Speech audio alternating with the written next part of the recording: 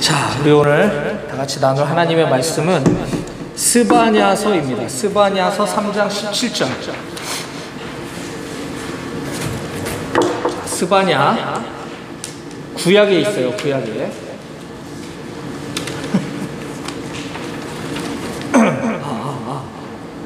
큰일 났네.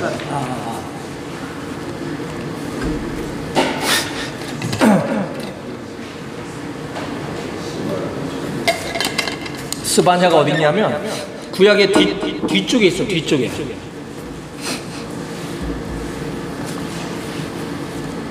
우리 색인에 보면 저기 검은색 저 뒤쪽에 보면 나합습 찾았어요. 나합습. 그 습이 스바냐. 습. 스바냐 3장 17절.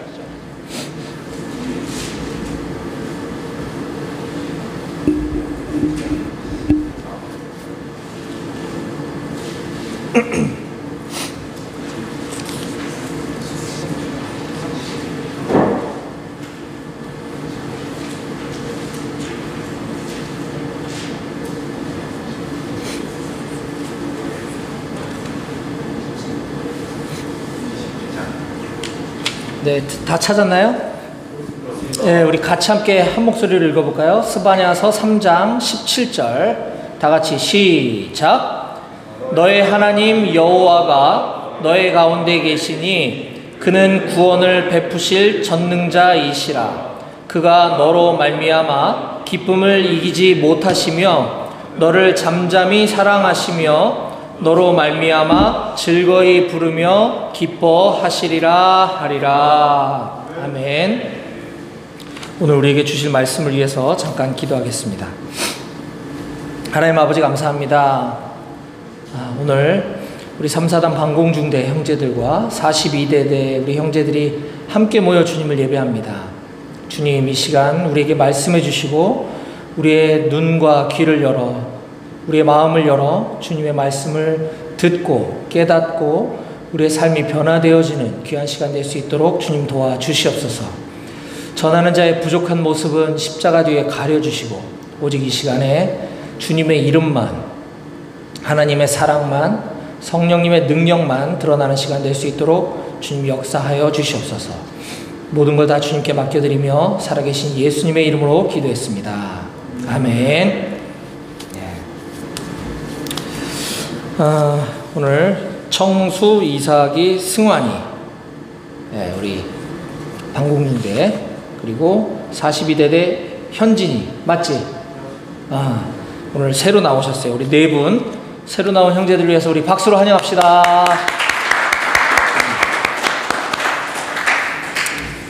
오늘이 네 번째 예배 시간인 것 같은데, 지난 한 두 달간 이 예배당을 공사를 하고 한 달 전부터 이제 예배를 시작을 했어요. 그래서 처음에 우리 3명 나왔지? 처음에 4명. 그래. 그 다음에 5명. 그 다음 주에 6명.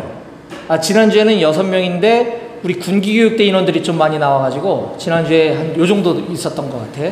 근데 군기교육대 우리 용사들은 잠깐 들어왔다가 여기서 이제 빡세게 교육받고 다시 자대로 가기 때문에 여기 한 번 왔다가 가는 형제들이고, 우리 여기 있는 형제들이 진짜 주인인 거예요. 우리 임마누엘 교회. 오늘 지금 네 번째 예배인데 가장 많이 예배에 참석해서 너무너무 기쁘고, 제가 9시에는 저기 105 포병대대 예배를 드리고 오는데 거기는 부대원이 우리 현역만 100, 5, 60명 되는 부대인 것 같아. 거기서 예배에 나오는 인원들이 한 60명 돼요. 근데 여기 우리 소수 정예지만 난 우리 용사들하고 예배드리는 게 너무너무 지금 기쁘고, 특히 우리 42대대는 대부분 초신자들인데 이렇게 열심히 예배 참석해 주셔서 너무너무 뿌듯하고 제가 기쁘고 감사하게 생각합니다. 제 마음이 이런데 우리 하나님 얼마나 기쁘시겠어, 그죠? 그리고 우리 3사단에도 분명히 우리 믿음의 형제들이 있을 텐데 어디 있을까? 왜 안 나오나?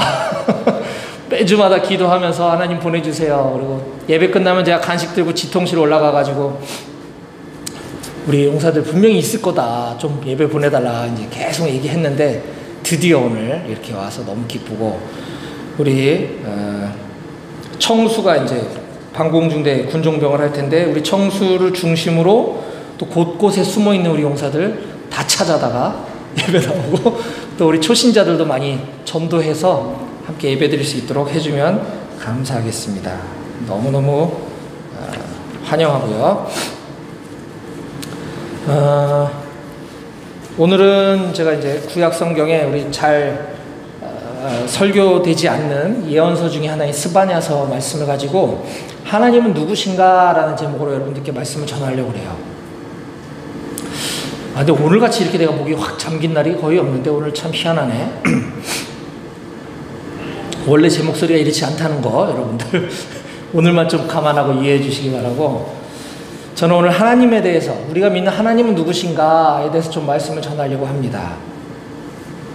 우리 머릿속에 있는 추상적인 하나님, 어떤 관념의 하나님이 아니라 우리 하나님은 정말 실제적이시고 살아계시는 하나님이시다라는 거예요. 중간에 제가 제 삶에서 제가 경험한 우리 하나님에 대해서 제 이야기를 좀 섞어가면서 말씀을 좀 나누려고 합니다. 우리가 지금 보는 이 성경책은 66권의 이제 작은 성경책들이 한 권에 모여서 이렇게 성경전서라고 하는 이름으로 모여져 있는 책인데, 이 66권 중에 맨 앞에 나와 있는 성경이 창세기고, 창세기 1장 1절은 이렇게 시작을 하죠. 태초에 하나님이 천지를 창조하시니라. 들어봤을 거예요 아마.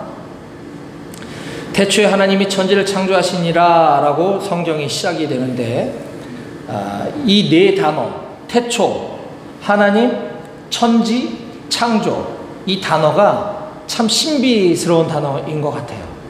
우리가 태초 그러면 뭔가 옛날에 뭐가 시작된 때를 태초라고 한다는 걸 알 수 있는데, 그 태초는 과연 언제인지 혹시 알 수가 있을까요? 태초는 몇 년 전이 태초인가요? 알 수가 없죠. 그쵸? 하나님을 본 사람은 아무도 없을 겁니다. 나는 하나님에 대해서 정확히 알고 있다. 하나님은 이러한 분이야 라고 설명할 수 있는 사람도 아마 아무도 없을 거예요. 그렇죠? 네. 하나님 참 신비스러우신 분이십니다. 천지는 하늘과 땅이란 뜻인데 어디서부터 어디까지가 천지인가요? 설명할 수 있나요? 어렵죠? 그렇죠. 뭐 수금지와 목토 천해명, 명왕성부터 지구까지가 천지인가? 그것도 아니겠죠. 그냥 인간이 볼 수 있는 한계가 거기일 뿐이고, 천지는 어디서부터 어디까지인지 우리는 설명할 수가 없다. 창조는 어떻게, 어떤 방식으로 해서 어떻게 하는 걸 창조라고 하는지 우리가 규명해낼 수 있나요? 그것도 어렵죠. 바로 우리 인간은 이처럼 한낱 피조물에 불과합니다. 하나님이 우리를 만드셨고, 하나님은 여기 있는 모든 것들을 다 만드신 분인데 그 중에 하나일 뿐인 거예요. 근데 우리가 하나님에 대해서 이렇게 잘 안다, 나는 하나님을 알기 때문에 나는 하나님 믿을 필요가 없어 라고 얘기할 수 없다는 거죠. 그건 굉장히 교만하고, 우리는 한낱 피조물에 불과하다라고 하는 그 사실을 인정하는 데서부터 출발해야 합니다. 그게 하나님 앞에 서 있는 우리들에게 어떤 겸손한 모습이 아닐까라는 생각을 합니다. 그럼에도 불구하고 우리 아버지 되시며 우리를 만드신 그 하나님에 대해서 우리는 알 필요가 있는데, 그것 또한 우리는 제대로 알 수 없다는 전제하에서 출발하는 것이 맞다라는 거죠. 저마다 하나님에 대해서 경험한 바가 다 다를 것이고, 내가 경험한 하나님은 이렇고 누가 경험한 하나님은 이렇고 다 다른데, 내가 믿고 있는, 내 지식으로 알고 있는 하나님이 전부다라고 얘기할 수는 없다라는 것이에요. 마찬가지로 저도 오늘 이 성경 전체가 하나님에 대한 이야기지만 그 중에서도 이 스바냐서 3장 17절에 나와 있는 하나님에 대한 그 소개, 그 짤막한 부분을 가지고 제가 하나님은 이러이러한 분이다라는 것에 대해서 한 3가지 정도로 여러분들께 우리 하나님을 좀 소개하려고 해요. 자, 첫 번째는 뭐냐면 한번 따라해 볼까요? 하나님은 언제나 나와 함께 계시는 분이십니다. 다 같이 시작. 하나님은 언제나 나와 함께 계시는 분이십니다. 라는 거예요. 자, 다시 한번 우리 스바냐서 3장 17절을 한번 보겠습니다. 너의 하나님 여호와가 너의 가운데 계시니. 자, 여기까지인데 너의 하나님 여호와가 너의 가운데 계시다라고 지금 스바냐 선지자는 선포하고 있는 거죠. 즉 바꿔 얘기하면 나의 하나님 여호와는 나와 함께 계시는 분이시다라는 겁니다. 창세기 28장 15절에 보면 내가 너와 함께 있어 내가 어디로 가든지 너를 지키며 그리고 내가 네게 허락한 것을 다 이루기까지 너를 떠나지 아니하리라 라고 하나님께서 말씀하고 계세요. 구약의 하나님, 아브라함의 하나님, 이삭의 하나님, 야곱의 하나님, 이스라엘의 하나님께서는 이와 마찬가지로 오늘날 저와 여러분들에게도 동일하게 이렇게 말씀하고 계시는 겁니다. 내가 너와 함께 있어 네가 어디로 가든지 너를 지키며 내가 네게 허락한 것을 다 이루기까지 너를 떠나지 아니하리라. 아멘. 예. 하나님은 우리와 함께 하시는 분이시다. 우리가 어디로 가든지 우리를 지키시는 분이시다. 하나님께서는 우리들에게 허락한, 우리가 첫 시간에 제가 얘기했잖아요. 하나님은 우리를 사랑하시고 우리를 위한 놀라운 계획을 가지고 계시다 그랬어요. 하나님께서 우리를 향한 그 놀라운 계획을 이루시기까지 우리를 결코 떠나지 아니하시겠다라고 말씀하신 거예요. 우린 이 사실을 믿어야 합니다. 아멘. 네. 하나님이 이 지구상에 있는 그 수많은 사람들과 함께 하실 수 있는 이유는 하나님이 영이시기 때문에 그게 가능한 거죠. 가끔 가다가 하나님을 보여주면 내가 하나님을 믿겠다라고 얘기하는 불신자들 중에 가끔 그런 사람들이 있어요. 하나님을 보여주면 내가 하나님 믿을 거야. 아니면 꿈에서라도 나에게 나타나 주시면 내가 믿을 거야 라고 얘기하는데 사실 우리들에게는 그런 일들이 거의 일어날 일이 없어요. 왜냐하면 하나님이 이미 우리에게 성경 말씀을 주셨고 이 성경책은 서점에 가면 쉽게 구할 수가 있고 믿지 않는 사람들도 성경책은 주변에 쉽게 볼 수가 있는데 여기 하나님에 대해서 다 말씀해 놓고 계셨고 뿐만 아니라 저와 여러분들처럼 주변에 예수 믿는 사람들이 많이 있어요. 그렇죠? 그래서 야, 교회 한번 같이 가보자. 하나님은 이런 분이야. 예수님 믿어야 돼. 이런 사람들이 많이 있기 때문에 그와 같이 어떤 특별한 방법으로 하나님 우리에게 나타나 주지 않으셔요. 하지만 오늘날에도 주변에 예수 믿는 사람들이 없는 사람들이 있어요. 누굴까요? 북한에 있는 사람들이라든지 아니면 저 중동 지방에 있는 이슬람 국가에 있는 사람들은 있어도 드러낼 수가 없기 때문에 예수님 얘기를 들어볼 일이 별로 없는 거죠. 제가 이제 직장 선교단체 사역을 제가 좀 하고 있는 게 있는데 직장 선교단체를 통해서 이슬람권 또 중국 이런 데를 이제 단기 선교를 제가 해마다 거의 매년 다녀오는데 거기 보면 이란이라든가 이런 이 중동 지방에 있는 이슬람 우리 형제들은 그렇게 예수님을 만난 사람들을 제가 꽤 많이 보았어요. 자다가 꿈에서 예수님이 나타났다는 거지. 그래서 그게 너무 생생해갖고 자기가 자기 발로 교회를 찾아올 수밖에 없었다. 누가 나한테 예수님 얘기 좀 해달라는 거예요. 이런 사람들이 굉장히 많아. 그리고 컴퓨터 하다가 갑자기 PC에서 예수님을 보는 거지. 우리가 봤을 때는 굉장히 좀 신기한 방법인데 그 사람들은 그렇게 하지 않으면 예수님 얘기를 어디서 들어볼 수가 없는, 하나님 그렇게도 역사하신다라는 거죠. 하지만 우리 대한민국에 오늘날 살아가고 있는 우리들에게는 그런 일들이 거의 없다. 그런 거를 기대할 필요도 없다는 거죠. 이미 많이 얘기해 주셨다. 그런데도 많은 사람들은 예수님을 보여달라 이런 교만한 얘기들을 많이 한다는 거죠.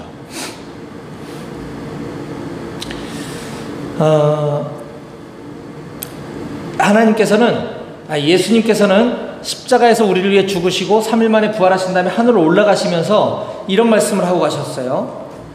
사도행전 1장에 나오는 말씀인데 사도와 함께 모이사 그들에게 분부하여 이르시되 예루살렘을 떠나지 말고 내게서 들은 바 아버지께서 약속하신 것을 기다리라. 아버지께서 약속하신 것을 기다리라. 아버지께서 뭘 약속하셨냐면 오직 성령이 너에게 임하시면 너희가 권능을 받고 예루살렘과 온 유대와 사마리아와 땅끝까지 이르러 내 증인이 되리라. 즉 내가 아버지께로 가야 하지만 성령님이 너에게 오실 거야 라고 약속하신 거죠. 하나님이신 그분이 우리들에게 보여지시기 위해서 인간의 모습을 하고 오신 분이 예수님, 성자 하나님이 예수님이시고, 예수님이 다시 하늘로 올라가시면서 이제는 영으로 오셔서 우리 각 사람들의 마음 가운데 함께 해주시겠다 약속하신 하나님이 성령 하나님이에요. 그렇기 때문에 우리는 눈으로 하나님을 볼 수는 없지만 우리 마음속으로 하나님을 느낄 수 있다. 왜? 그분이 성령님이시기 때문에. 그래서 하나님은 그렇기 때문에 우리와 늘 함께 하실 수 있다라고 하는 사실이에요. 아까 하나님은 누구신가? 첫 번째, 우리와 늘 함께 하시는 분이시다라는 것.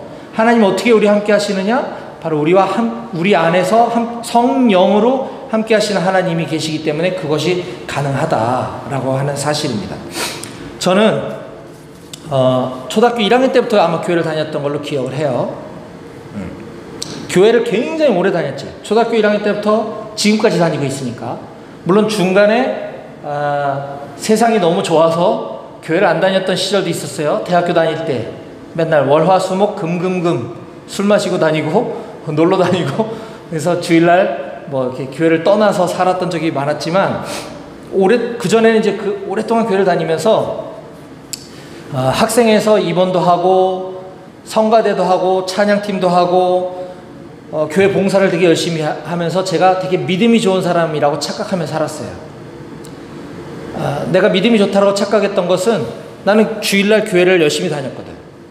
그런데 월요일부터 토요일까지는 제 삶에 하나님을 전혀 의식하지도 않고 하나님 생각도 안 하고 하나님이 나를 지켜보고 계신다는 것 자체를 모르고 살았어요. 그러니까 믿음이 좋은 건가요? 안 좋은 건가요? 안 좋은 거죠. 주일날 예배당에만 나와서 남들 눈이 있으니까 열심히 하는 척. 그런데 정작 하나님은 늘 나와 함께 하시는데 월요일부터 토요일까지는 세상 사람하고 똑같이 살아가는 모습. 믿음의 사람이라고 얘기할 수 없는 거죠. 그런데 제가 결혼을 하고 직장 생활을 하면서 제 삶에 어려운 일을 겪었을 때 하나님을 간절히 찾았고, 그때 제가 기도와 말씀을 묵상하는 가운데 하나님이 정말 한순간도 나의 곁을 떠난 적이 없으시구나 라는 것을 내가 깨닫게 되는 순간 몇 날 며칠을 울면서 통곡하면서 하나님께 회개했는지 몰라요. 왜냐면 나는 되게 믿음이 좋고 내가 잘났다고 살았는데 하나님은 그런 나를 지켜보면서 오랫동안 인내하고 참으셨다는 사실을 깨달으니까 너무너무 죄송해서 견딜 수가 없는 거예요. 하나님은 나의 아버지시고 나를 만드신 분인데 나는 그분을 전혀 의식하지도 않고 전혀 감사해하지도 않고 내 멋대로 살았던 거지. 그걸 깨닫는 순간 하나님 앞에 회개할 수밖에 없었다는 거죠.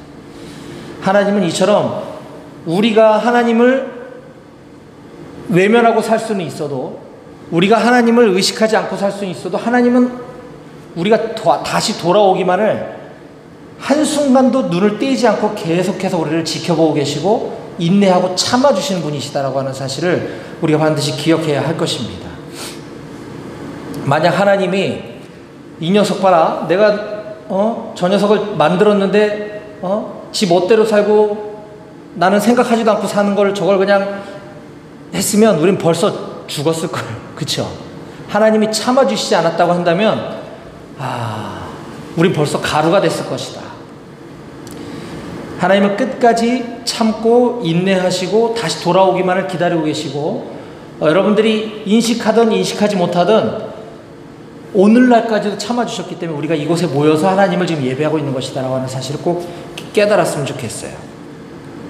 하나님은 언제나 나와 함께 하고 계셨고 지금도 함께 하고 계시고 앞으로도 함께 하실 분이시다라고 하는 사실입니다.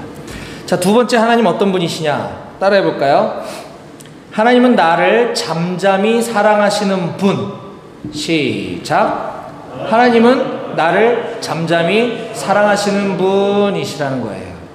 다시 우리 스바냐서 3장 17절을 한번 여러분들 눈으로 잘 보시기 바랍니다. 제가 읽어볼게요. 너의 하나님 여호와가 너의 가운데 계시니 그는 구원을 베푸실 전능자시라. 그가 너로 말미암아 기쁨을 이기지 못하시며 너를 잠잠히 사랑하시며 라는 거죠. 하나님은 우리를 잠잠히 사랑하신다. 하나님 우리를 사랑하시는 표현 방법엔 여러 가지가 있지만 그 중에서도 특히 잠잠히 사랑하신대. 그게 과연 뭘까 생각해 봤어요. 이따가도 나오지만 하나님 굉장히 과격하게 우리를 사랑해 주시기도 해요. 근데 때로는 기도하는데 뭔가 분명한 것은 환청은 아니야. 환청은 아닌데 내가 기도하는데 하나님의 마음이 막 느껴질 때가 있어요. 제가 그런 경험이 굉장히 많아.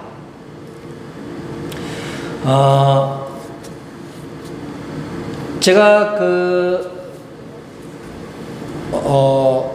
군 생활을 7년을 하고 군 생활도 굉장히 열심히 잘했어요. 그래서 막 장기해라 그랬는데 난 나 같은 인재는 군에 있을 수 없어. 난 사회에 나가야 돼. 그래서 대위로 제대를 하고 나와서 보험 세일즈로 이제 사회생활을 처음 시작했을 때 굉장히 잘 나갔어요. 제가 세일즈맨으로서 명예의 전당에 이름이 올라갈 정도로 돈도 많이 벌고 굉장히 잘 나가다가 인간적인 방법으로 잘 나갔겠지만 하나님 볼 때는 굉장히 가증스러웠겠지.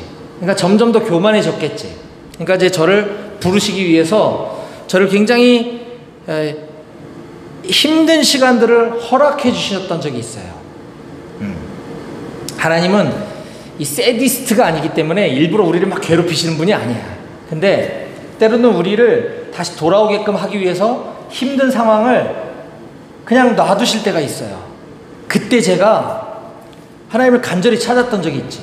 교회를 오랫동안 다녔는데 그동안은 추상적으로 하나님을 믿고 있다가 굉장히 내가 어려운 일이 처하게 되자 어느 정도 어려웠냐면 집이 이제 뭐 전세에서 월세로 다 넘어가고 대출을 받을 수 있는 최대치까지 끌었는데도 이제 더 이상 대출을 받을 수가 없을 정도로. 그건 왜 그랬냐면 제가 보험 세일즈를 하다가 이제 사업을 하나 벌리면서 경험도 부족하고 노하우도 없을 때 거기다 돈을 너무 많이 투자를 하는 바람에 이것도 망하고 보험 세일즈도 망하고 빚은 산더미 같이 쌓이고 법원에서 압류가 들어올 정도로. 여러분들 그 집에 빨간 딱지 붙인다는 말 들어봤어요?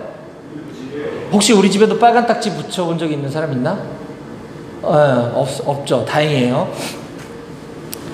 집에 법원에서 사람들이 나와서 이제 채권자들이 압류를 건 거죠. 그래서 와서 모든 살림살이에다가 다 붙이고 가는 거예요. 그래서 몇 월 며칠 날까지 이 대출의 어느 정도가 변제가 되지 않으면 이걸 다 압류 처분하고 뭐 길바닥에 놔놓는다고 하는 거죠. 그때 우리 아들이 둘이 있었고 셋째를 임신 중에 있었고 우리 집사람이 셋째를 임신 중에 있었고 노모를 모시고 살고 있을 때였었어요. 6식구.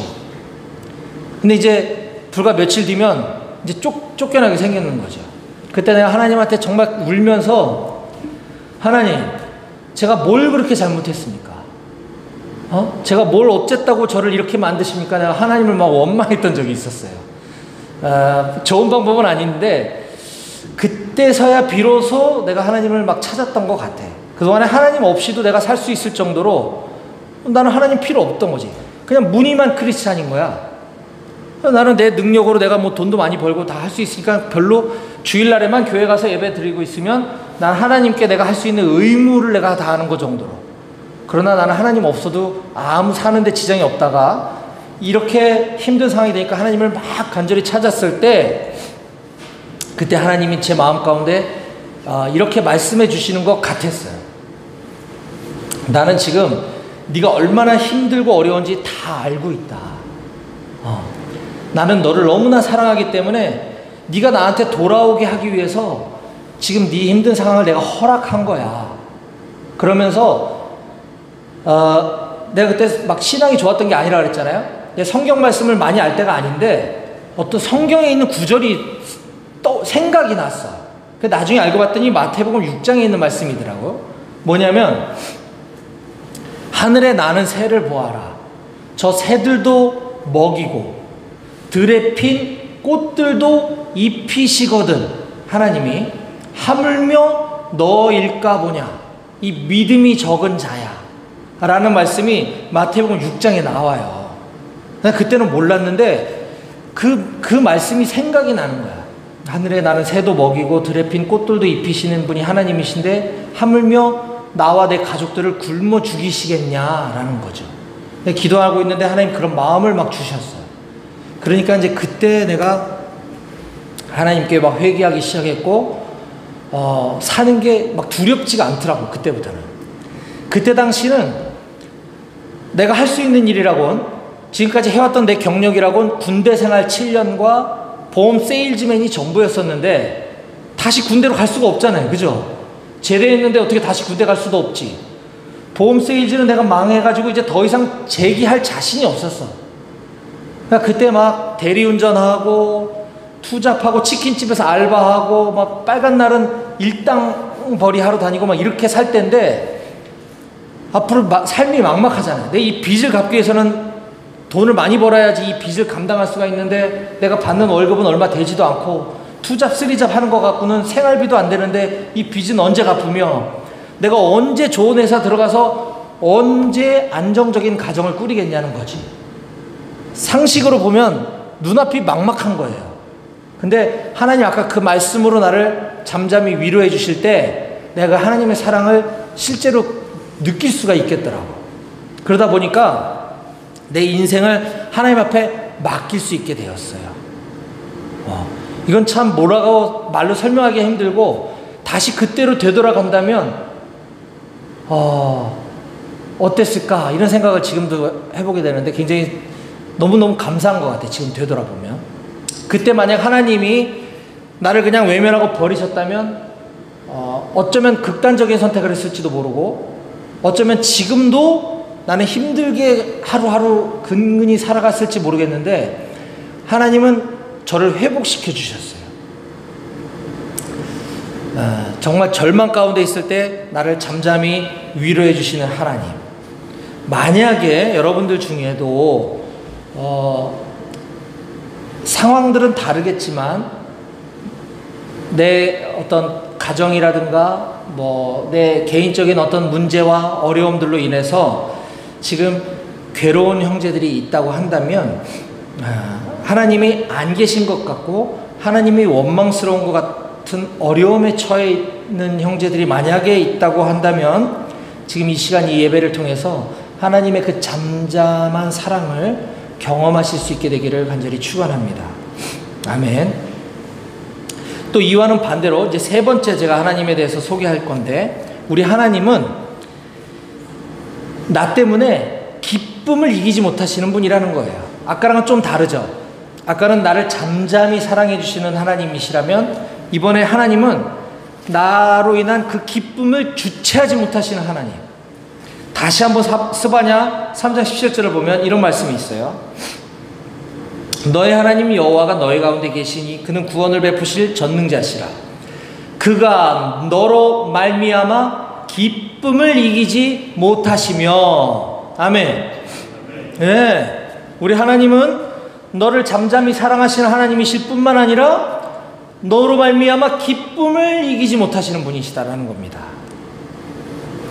사도행전 7장 55절에 보면 스데반 집사님에 대한 얘기가 좀 나오는데, 제가 읽어드릴게요. 사도행전 7장 55절 56절입니다. 스데반이 성령 충만하여 하늘을 우러러 주목하여 하나님의 영광과 및 예수께서 하나님 우편에 서신 것을 보고 말하되, 보라 하늘이 열리고 인자가 하나님 우편에 서신 것을 보노라 한대. 자, 이걸 제가 풀어서 설명해 볼게요. 지금 스데반이 집사님이에요. 집사님. 예수님을 막 전하다가 유대인들한테 잡혀서 지금 돌에 맞아 죽기 직전이에요. 그때 하늘을 우러러 보았더니 하나님의 영광을 본 거예요. 스데반이 하나님의 영광을 보고 예수님께서 하나님 우편에 서신 것을 보았대. 자, 그리고 나서 56절에 보라 하늘이 열리고 인자가 예수님이에요. 인자가 하나님 우편에 서신 것을 보노라.